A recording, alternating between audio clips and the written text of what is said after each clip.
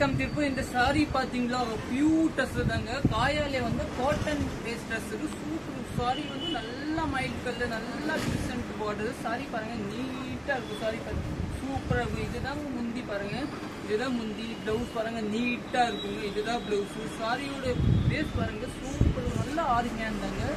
Rate கூட கம்மி தாங்க. ரேட் வந்து உங்களுக்கு 1045 பிளஸ் ஷிப்பிங் வருங்க. சூப்பரா இருக்கும். அது நெக்ஸ்ட் கலர் பார்க்கலாம். கலர் பாருங்க, எல்லோ கலர் மாறிங்க. இதுதாங்க முந்தி.